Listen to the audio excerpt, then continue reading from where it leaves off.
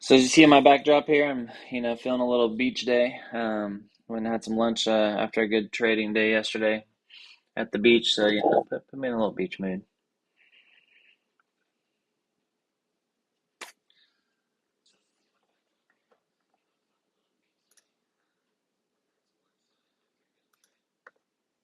Okay, audio's good. All right, guys. We've got about 2 minutes here. I like to be prompt, guys. There's some guys that like to tune in. A lot of people like to tune in live to this. So I don't want to go too soon, but we do record everything in our events. So mhm. We got a little movement on the dollar today, though. Look at that real quick. So you got this kind of cup and handle forming, so we'll see how this plays out. This double top, pulled off of the resistance here, but we'll talk about that in a moment.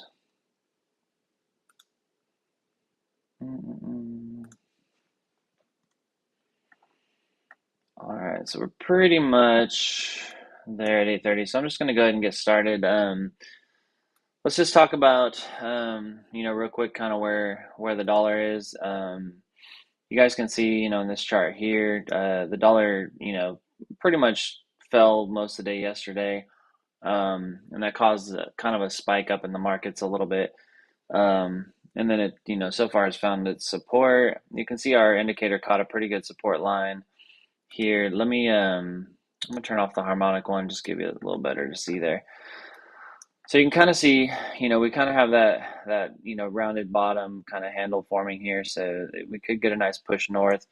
There is a trend line that I've been kind of following about right there or so. So we want to kind of follow that line, right? You got your two peaks here. So if we can break above this line here and then retest this as support, then that will give us a continuation.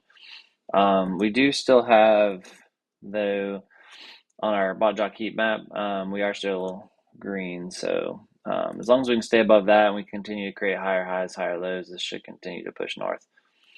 Um, you can see it did cause some divergence here, which played out really well in a short time frame.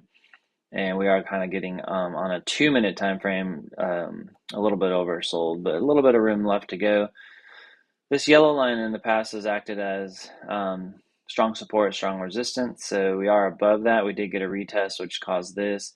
So I'm curious to see if we create a higher low. So what you can do is, if you're just setting up your trading session for today, and you do follow the Dixie, which you should, you can just kind of set a line like that, right? As long as we continue this trend north, then it's just going to keep going up, right? But you got a little mini head and shoulder here that's trying to break out, so that might drive it down, which would be your up over down. So, but look to see if this holds as a bounce. If it does, then it's likely we're going to get a nice bounce with a higher high up here. So that's kind of where I'm at with the Dixie. From a larger time frame, this is the downtrend that I have been following for some time. We'll just kind of stretch this sucker out a little bit. So we could see a push north. If we do see a push north, I would suspect that we would bump our head somewhere around 102, 102.1. If you're in puts or shorts, that's the time. If you're a scalper, right, that's the time that you want to close those, because that's when we're likely to get a rejection on the Dixie. And if you get that rejection on the Dixie, then it's going to pull the markets back up. So but that's kind of the mark that I'm watching. There's a couple other little, trend lines you can keep an eye on up here. But so far, in the hindsight scheme of things, right? You got your support you found here. We instantly gained this as support, so that this is obviously strong support, and it's just kind of holding here again, right? So we just want to see if this holds or if it breaks out. So, and for those who don't know, the Dixie controls the market. So, if the Dixie goes up, market goes down, vice versa. So, just touching briefly on the VIX. VIX is similar inverse, right? So if it goes up, market goes down, vice versa. So you can see we had a nice little push north here, and it's just been kind of ranging in that 17.6. Back here, we talked about, be careful on your be careful on your longs, right? Because you have, you're creating kind of like that higher lows right here, right? All the way through. So this is kind of trending up, right? So it could have a nice explosion north in the coming days. So just kind of keep an eye on that. So which is going to push the market down further. But let's jump into the SPX we'll do first. So I'm going to look at two things here, guys. So if you look at the SPX, so what I've been following, guys, I'm actually I took a put yesterday at market close, so I'm kind of waiting to see how that's going to open. But why I took the put is if you notice here, you have this shoulder, right, where we found resistance. We created higher highs like this, right? But they instantly got rejected back. Then we began to create lower highs, right? This is a typical kind of rounded style formation, right? Where when you create a similar shoulder to the other side, that's where you begin to get those falls. So that's what led me to take that put at the end of market close. So we'll see how that opens up. So far, it looks like it's going to be in good shape. And staying below that EMA is helping out a lot. So as many of you guys know, that you guys have been following me, I scalp, but I also trade gaps. If you go to the hour, you can really see, we still have not filled any kind of gap whatsoever on the SPX, which is going to be the same really for the SPY, right? So we still have a little bit of a gap fill.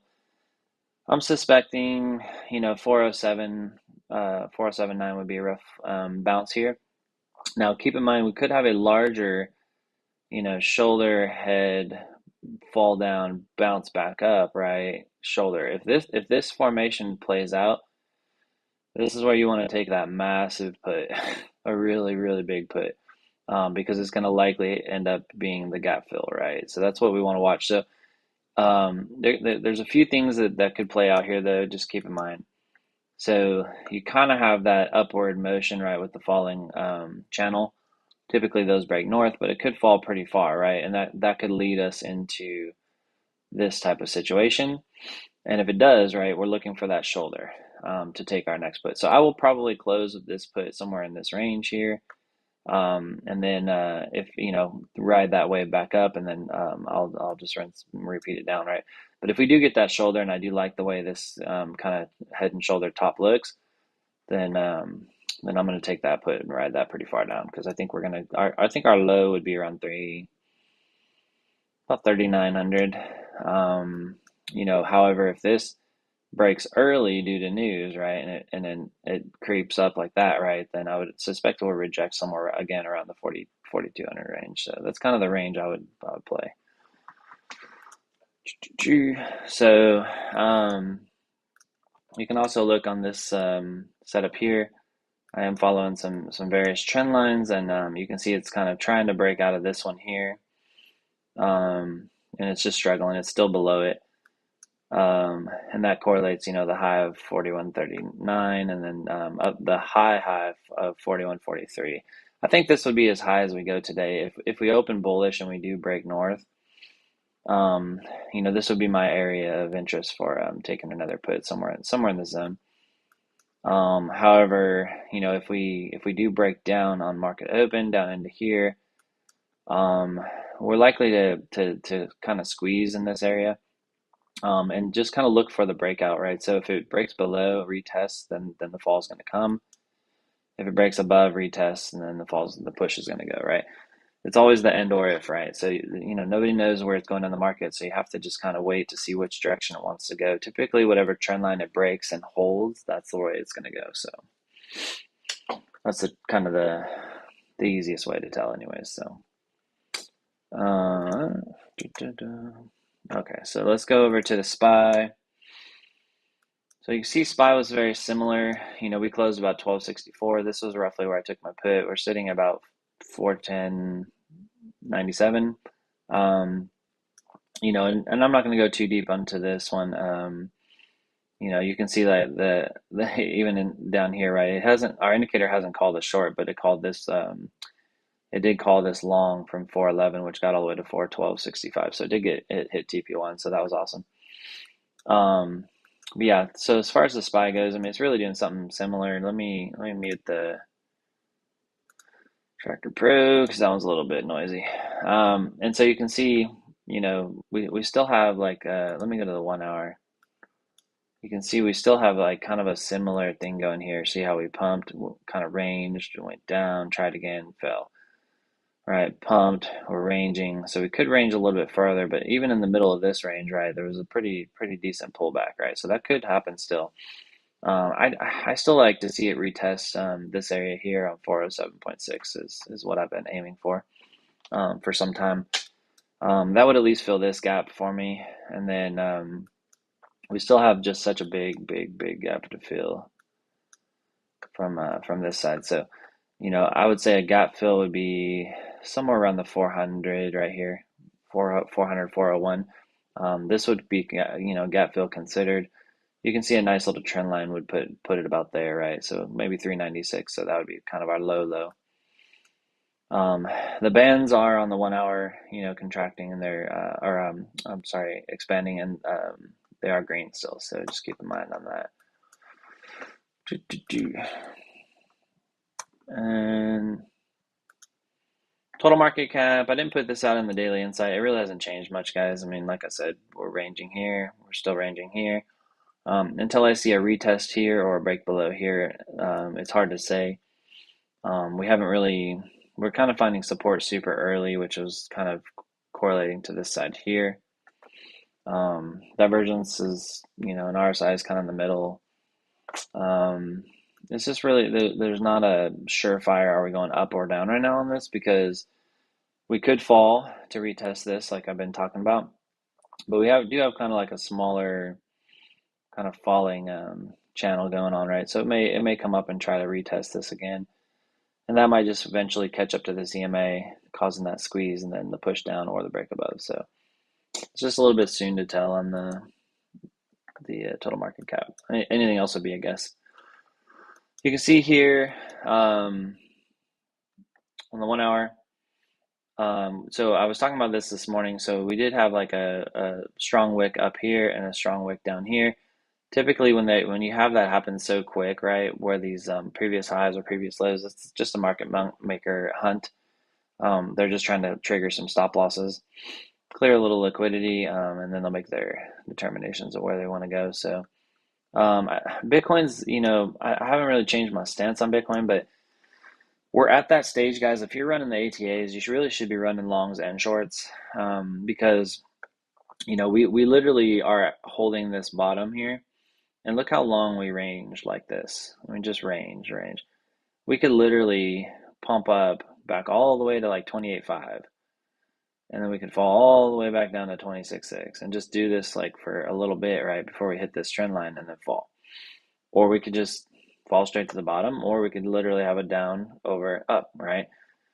We're in that middle range. So, it's not like up here where I was like, guys, I'm staying short. Like, I'm not going long, I'm staying short. I don't care with pumps.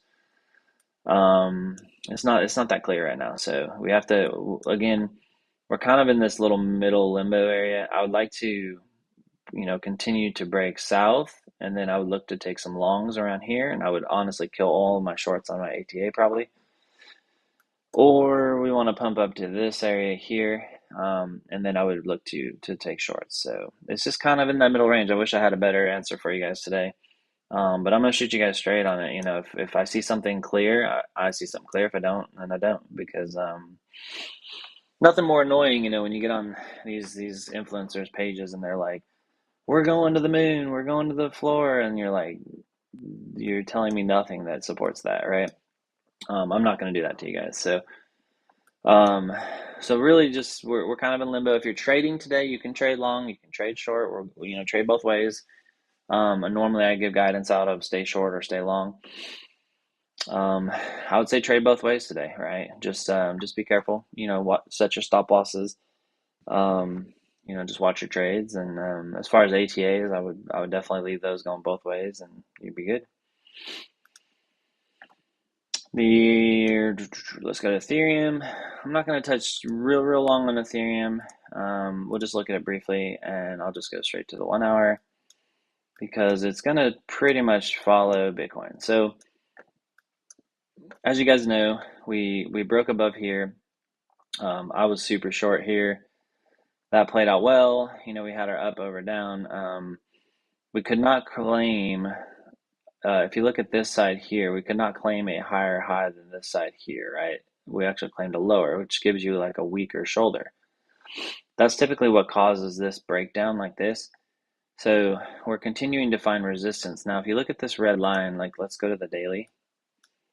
You can see this red line is from this bottom support, this bottom or top resistance, and then in here. So it's a long-term one, but it's not like overly strong, I guess, if that makes sense. But it is pretty significant because it's been around for a bit.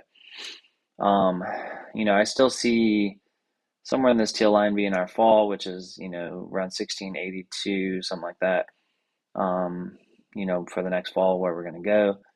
Our lowest low, if we get some terrible news, it's 1360. If we get down this level, guys, I will be doing all ATAs long, 8 of them, no shorts, and I'm just gonna bank it on the way up. So this would be great if it goes to that, right? But if you look at kind of where our low range is, down there to up here, we're like again, we're just in the middle of the road. So even if you take some longs on your ATA here and you get a little bit stuck, I mean, you'll be able to get out of them. So let's save this and let's start looking at the ATAs. So I know Ave's first, so we'll pull that one up.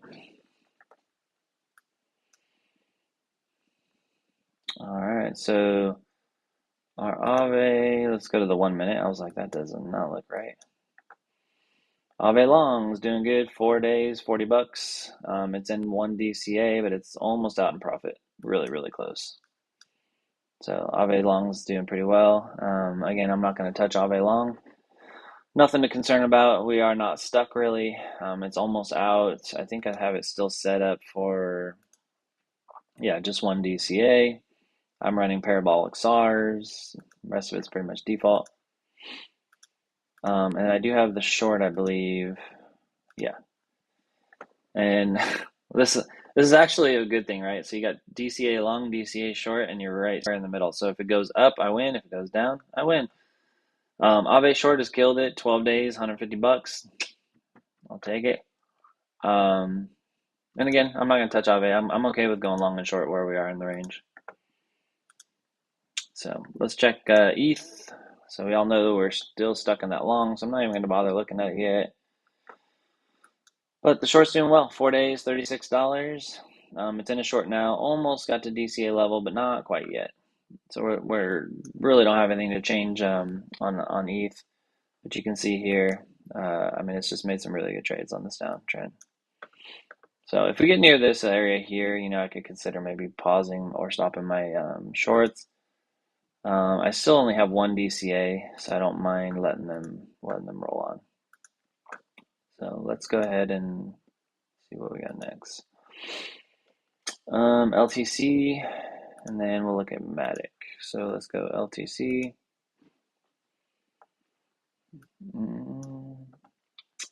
LTC shorts are killing it.